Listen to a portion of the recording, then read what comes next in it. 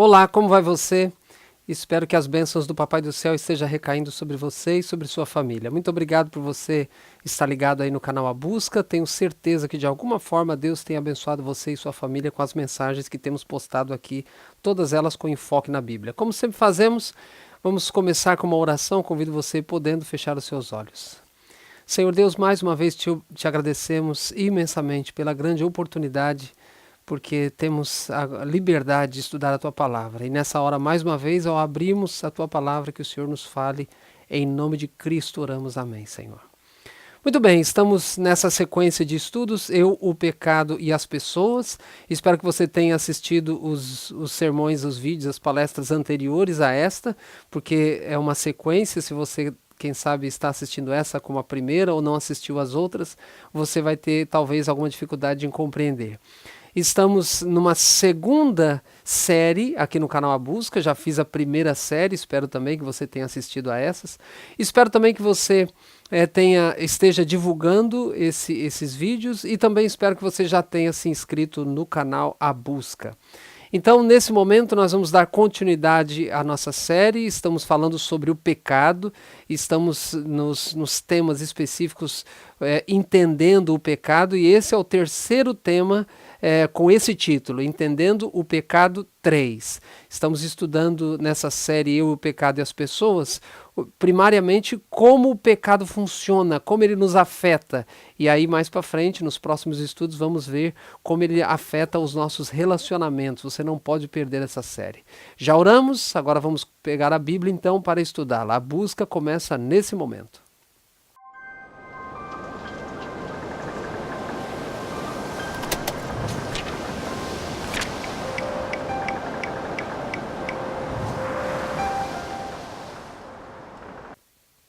Muito bem, pegue a sua Bíblia e vamos então começar a leitura com os textos bíblicos. Quero começar com um texto muito conhecido de Romanos capítulo 3. Vai aparecer aí na tela, mas você deve pegar a sua Bíblia ou então fazer anotações para que você possa estudar em momentos posteriores. Romanos capítulo 3, o verso 23, fala sobre o pecado. Vamos nesse estudo entender melhor, dar um passo a mais sobre a compreensão do que é o pecado e como ele nos afeta, ok?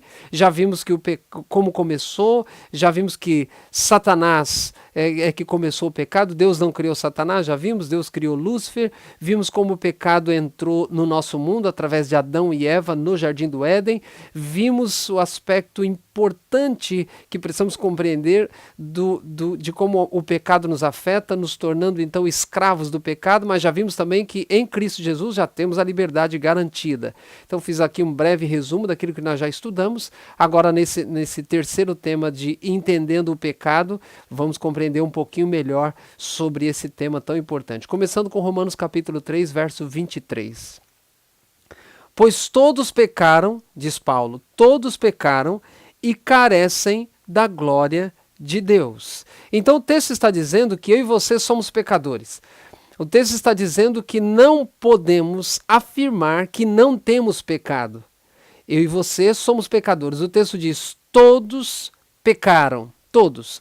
Pode ser líder religioso, pode não ser líder religioso, pode ser um padre, um papa, um bispo, um pastor, um presbítero, um cooperador, um ancião, um apóstolo, seja o que for. Todos pecaram, diz o texto bíblico. Podem ser pessoas que pecaram de maneira muito aberta, muito visível, pecados que afetaram outras pessoas ou não. Todos pecaram. Todas as pessoas são pecadoras. E vamos compreender então, nessa terceira etapa desse título, Entendendo o Pecado, vamos compreender melhor como é que funciona isso. O texto está dizendo que todos nós somos pecadores. Quero ler com você outro texto, na verdade 3 textos nessa mesma linha, e esses 3 textos eu uso como introdução para aquilo que vou tratar nesse tema. 1 João, nós lemos Romanos capítulo 3, agora 1 João capítulo 1, verso 8, esse na NVI, Nova Versão Internacional.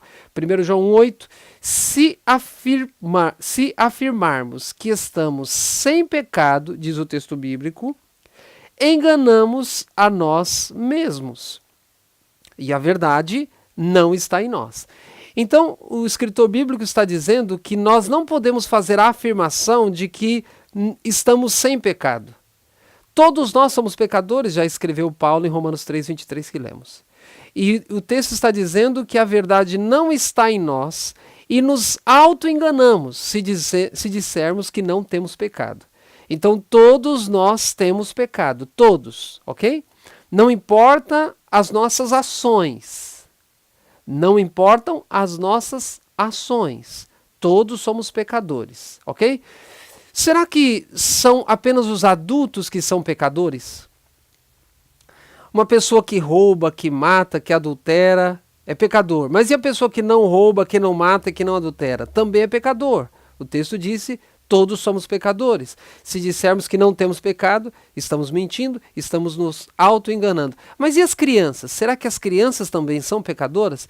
Isso é um tema, é uma pergunta bastante interessante, mas é fácil de ser compreendida, de ser respondida. Na verdade, o próprio texto bíblico nos responde. Salmo 51, verso 5. Salmo 51, verso 5, também na NVI. Sei que sou pecador desde que nasci, diz o texto.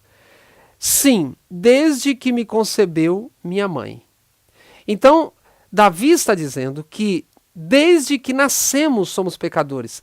Com essa informação, entendemos então o porquê Paulo diz que todos nós somos pecadores. Todos nós, independente das nossas ações. O texto de Salmo está dizendo que desde que nascemos, isso não é a realidade somente do salmista, é a realidade de todos os seres humanos. Desde que nascemos, nós já nascemos pecadores. Portanto, não somos pecadores porque cometemos atos de pecado. Nós cometemos os atos de pecado porque somos pecadores. Vou repetir. Nós não somos pecadores porque nós cometemos os atos de pecado. Esses atos de pecado, eles são consequência da essência. Nós somos pecadores e por isso cometemos atos de pecado. Porque se o pecado fosse apenas ação, se o pecado fosse apenas ato, somente seriam pecadores aqueles que cometessem tais atos de pecado. Mas a Bíblia está dizendo que todos somos pecadores e que nos enganamos se dissermos que não temos pecado. Entende isso?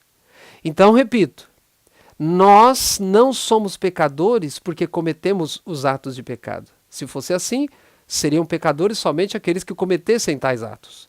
Nós cometemos os atos de pecado porque nós somos pecadores em essência. Então eu uso esses 3 textos para introduzir o tema apenas. Então agora nós precisamos compreender o que a Bíblia tem a dizer sobre o pecado. E nessa questão específica, nós poderíamos passar aqui muitas e muitas horas estudando vários e vários textos bíblicos para explicar o que a Bíblia tem a nos dizer sobre o que é o pecado. Mas eu vou reduzir lendo apenas 3, 4 textos bíblicos para que você compreenda o que a Bíblia tem a dizer do que é pecado. E ao dar essa explicação, você vai compreender não só o que é ato de pecado, mas você vai compreender a abrangência do pecado, o que a Bíblia tem a dizer sobre o que é pecado, extrapolando os atos, ok? O primeiro texto que dá uma definição do que é pecado é um texto bastante conhecido, está em 1 João, capítulo 3, verso 4. 1 João, capítulo 3, verso 4, eu leio assim: todo aquele que pratica o pecado também transgride a lei, porque o pecado é a transgressão da lei. Então a Bíblia está dizendo que pecado é a transgressão da lei. Pecado é a transgressão da vontade de Deus, da lei de Deus. Pecado é transgredir, é ir contra um princípio bíblico, uma norma bíblica, uma lei bíblica. Eu quero exemplificar. Você entra, por exemplo, num restaurante. E nesse restaurante tem lá uma placa dizendo proibido fumar. Qualquer pessoa que adentrar esse restaurante, se assentar e acender um cigarro, estará transgredindo aquela lei. Então, biblicamente, o pecado, numa definição bem simples, é a transgressão de uma lei, de um princípio, de uma norma divina. Ou seja, Deus disse que é isso. Se eu não faço exatamente isso, eu estou em pecado.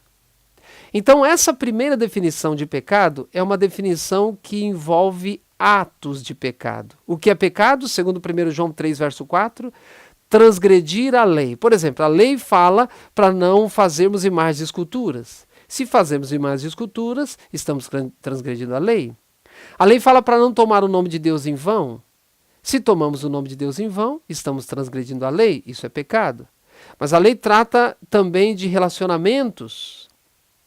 É um dos nossos focos aqui nessa série. A lei diz, por exemplo, que eu não devo roubar. Se eu roubo, eu estou transgredindo a lei e eu me caracterizo pecador. A lei também diz para não adulterar. Se eu adultero, eu me caracterizo um pecador, eu estou transgredindo a lei. A lei de Deus diz para eu não mentir. Se eu minto, eu estou pecando, porque eu estou transgredindo a lei. Então, nessa simples definição, pecado é uma ação, transgredir a lei. Mas será que é só isso?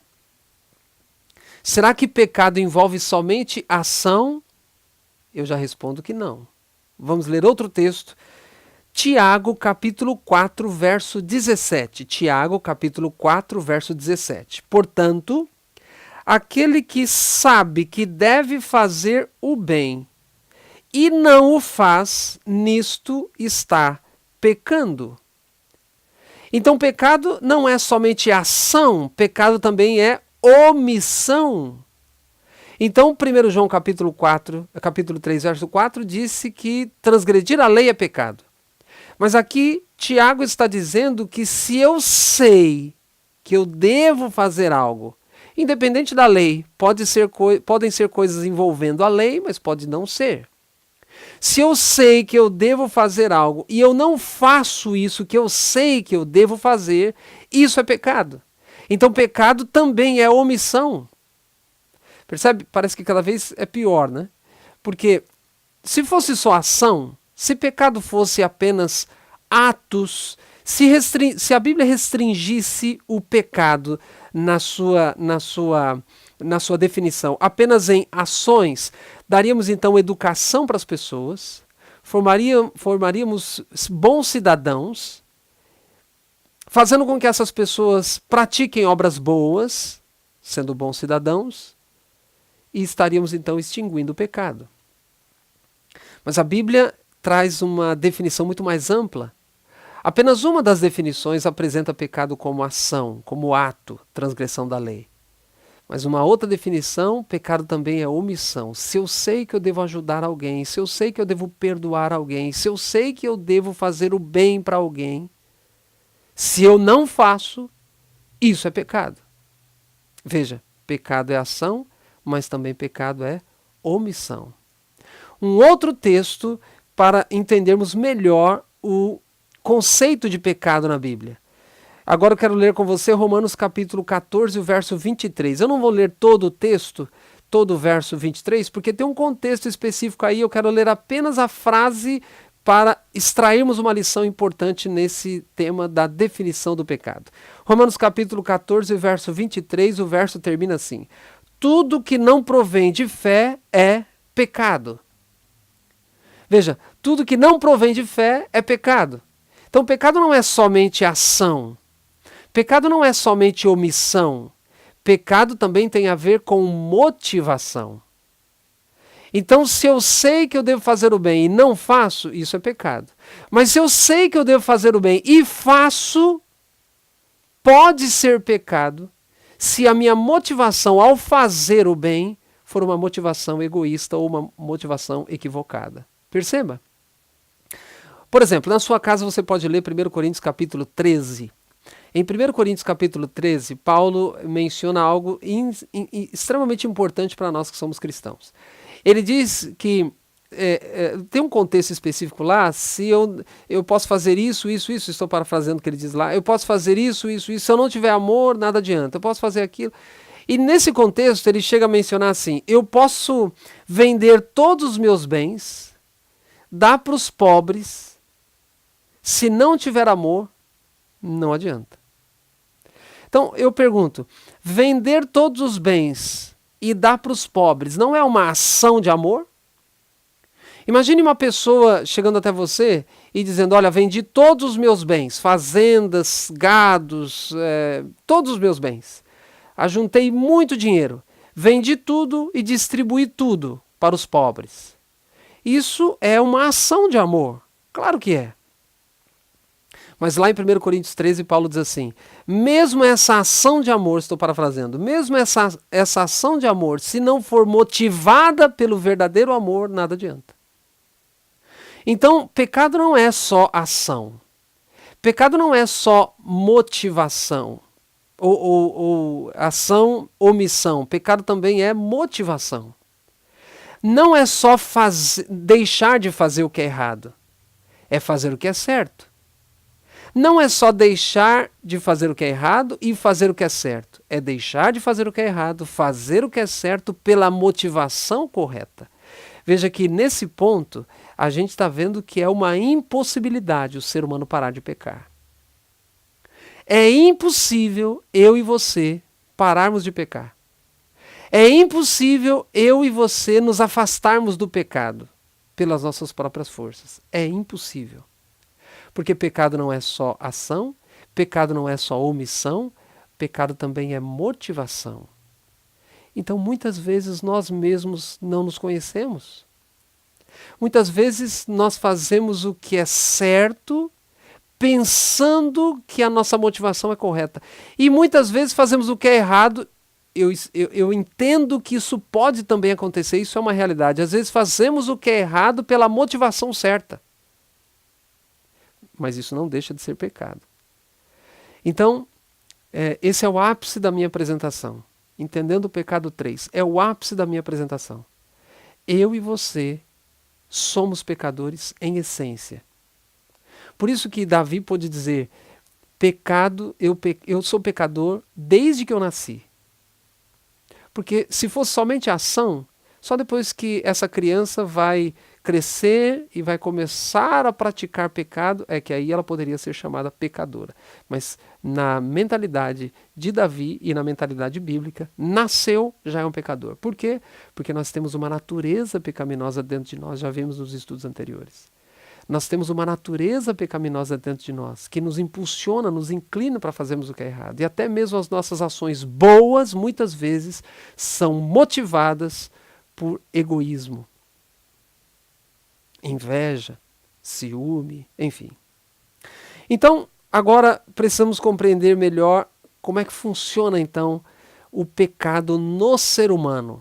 E como é que deve... Aqui eu já começo a entrar no tema seguinte: o nosso relacionamento com o pecado. Entendendo tudo isso, de onde ele veio, com quem se originou, qual deve ser o nosso relacionamento com o pecado, como é que eu devo tratar o pecado, como é que eu devo me relacionar com o pecado. Já começo a entrar aqui no tema do próximo estudo, não perca. Quero ler com você Jeremias capítulo 17. Jeremias capítulo 17, verso 9. Jeremias 17, verso 9, eu leio assim: enganoso é o coração mais do que todas as coisas, e desesperadamente corrupto. E termina com uma pergunta: quem o conhecerá? A Bíblia está dizendo que o meu e o seu coração é extremamente corrupto, enganoso. E o texto diz mais do que todas as coisas. O coração é mais enganoso do que todas as coisas. Será que o nosso coração é mais enganoso que o próprio diabo? Mais do que todas as coisas, o texto diz. Mas por que eu estou lendo esse texto? Eu estou lendo esse texto para mostrar que a Bíblia diz que nós somos pecadores, mas também a Bíblia diz que o nosso coração nos engana. E muitas vezes o nosso coração nos engana dizendo: não, você não é tão pecador assim. Mas eu estou lendo esse texto também porque eu preciso ler esse texto junto com um outro texto que Jesus mencionou, uma frase que Jesus mencionou e está em Mateus capítulo 15. Abra sua Bíblia em Mateus capítulo 15, verso 19. Mateus 15, 19, palavras de Jesus, ele diz assim: porque do coração procedem maus desígnios, homicídios, adultérios, prostituição, furtos, falsos testemunhos, blasfêmias. Jesus está dizendo que do coração, ou seja, do interior, quando menciona coração, na verdade não é esse coração, esse nosso órgão que está batendo aqui, é da mente, é do interior. Jesus diz que os pecados primeiro começam interiormente. E ele usa a expressão do coração. Esse mesmo coração que Jeremias disse que é enganoso. Ou seja, a nossa mente nos engana. O nosso coração nos engana. E é daí, da mente, é que partem todos, é que é o start para todos os pecados. Agora você entende porque em Mateus capítulo 5, depois você pode ler, Mateus capítulo 5, Jesus chegou a dizer, olha, vocês ouviram que foi dito aos antigos, não matem, porque era o que estava escrito na lei. Mas alguns até dizem que Jesus veio abolir a lei. Na verdade, Jesus está ampliando a lei em Mateus capítulo 5. Ele diz, olha, está escrito lá, não matem. Aí Jesus diz, eu porém vos digo, se você se irar contra o seu irmão, estou parafraseando, se irar contra o seu irmão a ponto de externar essa ira, xingando-o, você já matou. Jesus amplia a lei. Por quê? Porque pecado não está restrito apenas a ações. E nesse mesmo contexto de Mateus capítulo 5, Jesus diz, ouvistes que foi dito, está na lei, não adultere. Aí Jesus está dizendo assim, mas vocês não entenderam isso direito. Não é somente o ato, porque pecado não é somente ato, pecado não está restrito apenas a atos. Jesus diz, olha, está escrito na lei, não mate, está escrito na lei, não adultere. E nesse segundo ponto, Jesus diz, se olhar para uma mulher com intenção impura no coração, já cometeu adultério. Jesus está ampliando o conceito da lei. Jesus está afirmando que o pecado está arraigado dentro de nós. É uma natureza pecaminosa que temos. Já vimos, pecado é ação, mas não é só ação. Pecado é ação e é omissão. Mas pecado também não é só ação e omissão, porque o pecado também envolve as nossas motivações. Então, sem Cristo Jesus é impossível nós vivermos uma vida em santificação como Ele nos manda. É impossível. Por isso que eu estou trazendo essas definições de pecado já nessa terceira etapa do estudo Entendendo o Pecado. Porque nas duas primeiras eu mostrei como ele entrou, como o pecado entrou na raça humana. As nomenclaturas que a Bíblia usa, escravidão, por exemplo. Nós precisávamos compreender isso antes de compreender as definições do pecado.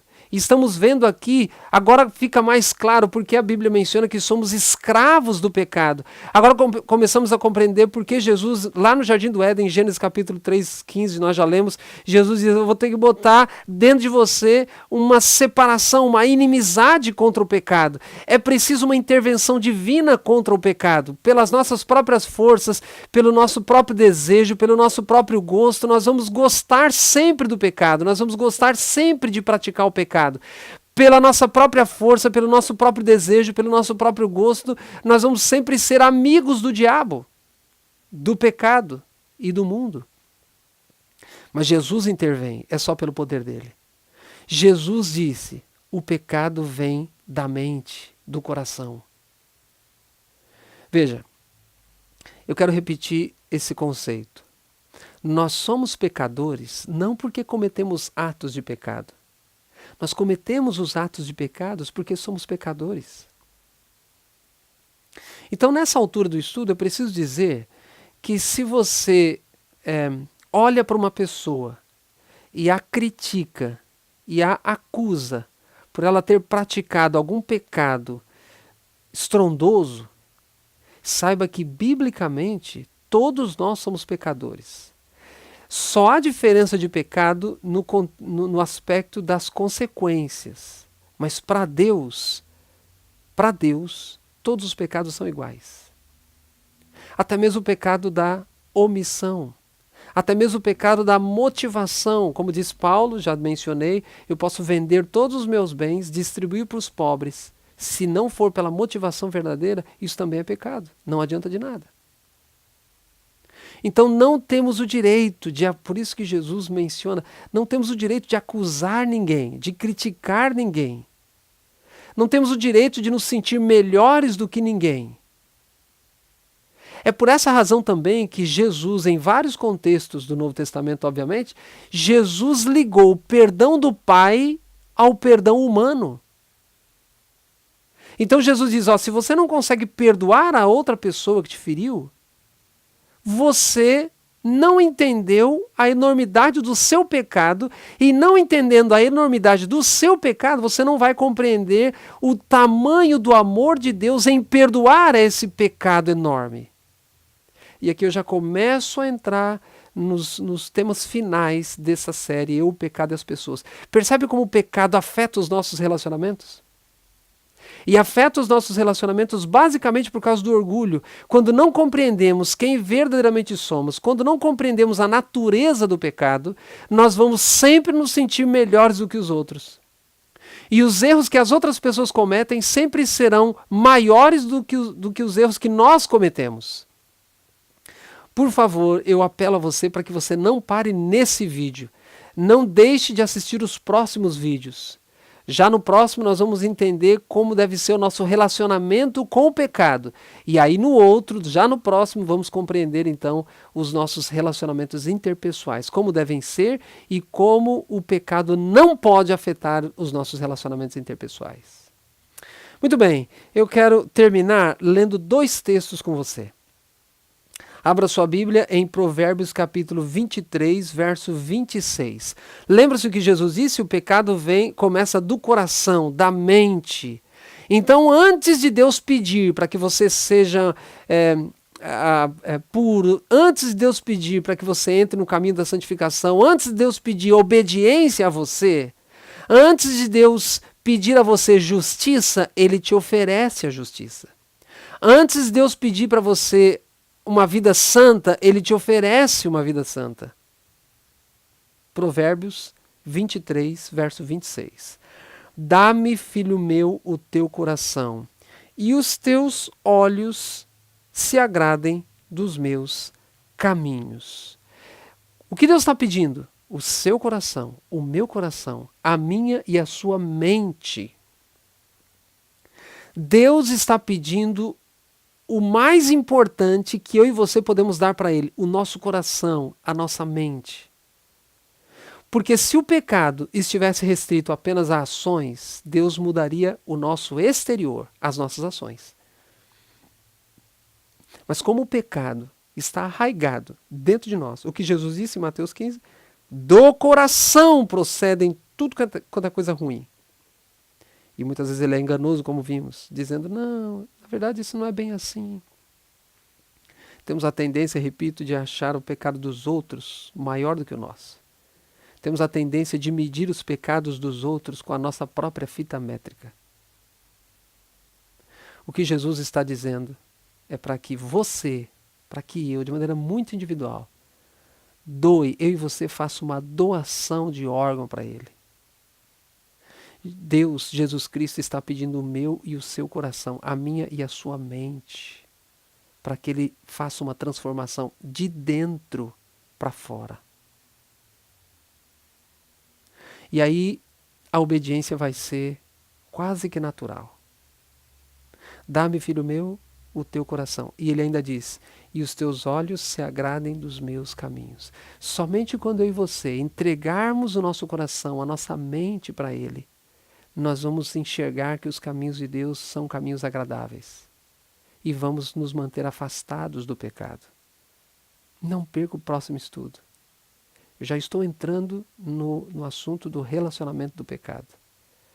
Eu quero ler mais um texto com você, Isaías capítulo 55, versos 6 e o verso 7. Isaías 55, 6 e 7. Busquem o Senhor enquanto é possível achá-lo. Estou lendo na Nova Versão Internacional. Clamem por ele enquanto ele está perto.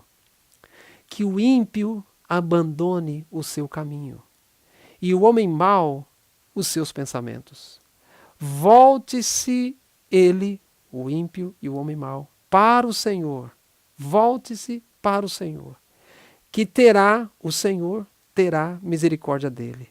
Volte-se para o nosso Deus, pois ele dá de bom grado o que mesmo? O seu perdão. Aqui nós temos várias informações nesse texto.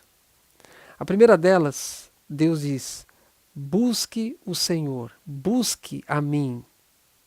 Isaías recebe uma revelação de Deus, o próprio Deus dizendo para ele: Isaías, escreve e apele para as pessoas me buscarem. Eu estou próximo, Deus está dizendo, me busquem. Mas qual é a finalidade de buscar a Deus? Ele diz: clamem, porque eu estou perto. Qual é a finalidade de clamar a Deus, de buscar a Deus? Ele diz: dessa forma, o ímpio abandone o seu caminho.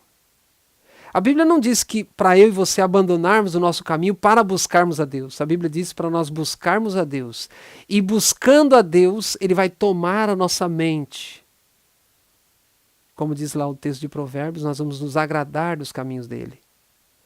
E parafraseando o texto de Isaías, ele diz: busque o Senhor. Você achando o Senhor, você vai abandonar a sua impiedade. Aquilo que você fazia de mal, aquilo que você fazia de errado, Deus vai mudar isso em você. Deus vai transformar isso em você. Veja, ele não promete uma transformação do outro. Ele não está dizendo: olha, busque o Senhor que o Senhor vai transformar o outro. Ele vai transformar você. Nós precisamos enxergar quão pecador nós somos e quão o pecado nos afeta. E aí Deus promete uma transformação individual. Uma transformação precisa começar em mim e em você. Busque o Senhor. Qual é a consequência disso? O ímpio vai abandonar o seu caminho. O homem mau vai abandonar os seus pensamentos. Essa é uma transformação que todo cristão precisa passar. É uma transformação interna. Deus quer transformar não só o seu exterior, mas Ele quer transformar o seu interior. Você tem feito uma avaliação, eu tenho falado isso desde a série anterior. Você tem feito uma avaliação da sua vida, você tem feito uma avaliação da sua ligação com Deus, você tem feito a avaliação da sua comunhão com Deus. Você tem buscado a Deus verdadeiramente? A sua busca tem sido sincera? Você tem permitido que Deus opere uma transformação de dentro para fora? Os seus pensamentos têm mudado? Veja, a sua vida as pessoas podem até ver. Nossa, como mudou. Mas e os seus pensamentos? E a motivação pelas quais você faz as suas obras? Percebe? Eu e você precisamos de uma sinceridade que vem do alto, para fazermos uma autoavaliação. E qual é o conselho de Deus? Eu posso mudar você. Seja sincero, entregue o seu coração, entregue a sua mente se o não fez ainda. Pode ser que eu estou falando para alguém que já está há anos, há décadas, numa igreja, se dizendo cristão, mas ainda não entregou o coração. Ainda tem pensamentos maus, ainda tem sentimentos maus. Deixe o ímpio, abandone o ímpio o seu caminho, o homem mau os seus pensamentos. Volte-se para o Senhor. E qual é a promessa de Deus? Eu não sou vingador, Deus diz. Se você voltar, se você entregar o seu coração, se você me buscar, eu tenho misericórdia para você. E o texto continua: voltando-se para Deus, de bom grado Ele dá o seu perdão. Ele vai perdoar você. Ele vai ter e vai demonstrar misericórdia para você. Ele tem feito isso para mim. Ele quer fazer isso por você. Ele quer continuar fazendo isso por mim. Ele quer continuar fazendo isso por você. Então, por favor, eu apelo nessa hora. Busque o Senhor. Quanto tempo você está gastando com leitura da Bíblia? Quanto tempo você está gastando com oração? Quanto tempo você está gastando com as coisas de Deus? Estou falando no aspecto individual. Não estou falando de cultos, estou falando de você e Deus. Quanto tempo? Você está passando mais tempo na televisão do que em comunhão? Está gastando mais tempo com as coisas ou com outras pessoas do que com seu Criador? A consequência de você buscar a Deus, a consequência de ter uma comunhão com Ele, é a transformação interna do seu ser. E como diz Paulo em Romanos capítulo 5, Ele vai te dar a sua paz. Porque justiça, na Bíblia, não é o que Deus exige de você, é o que Deus oferece para você. Ele oferece a você um coração transformado, que eu e você não temos. Ele oferece a você a salvação, Ele oferece a você o perdão, Ele oferece a você aquilo que eu e você precisamos. E desfrutaremos paz. Quero orar com você. Senhor Deus, obrigado pela Tua palavra. Obrigado pelo conforto, pelo consolo. Obrigado porque a Tua palavra é clara em diagnosticar cada um de nós como pecadores. Obrigado porque a Tua palavra nos mostra também o que é o pecado. Obrigado porque a Tua palavra nos mostra a amplidão da influência do pecado em nós, individualmente. Mas obrigado porque em Cristo Jesus nós temos e podemos ter a transformação interna do nosso ser, para que o exterior seja também transformado. Abençoe esse teu filho, essa tua filha que está assistindo esse vídeo nesta hora, em nome de Cristo oramos. Amém. Deus abençoe você, não se esqueça de se inscrever no canal e divulgar esses vídeos para outras pessoas. Até o próximo vídeo.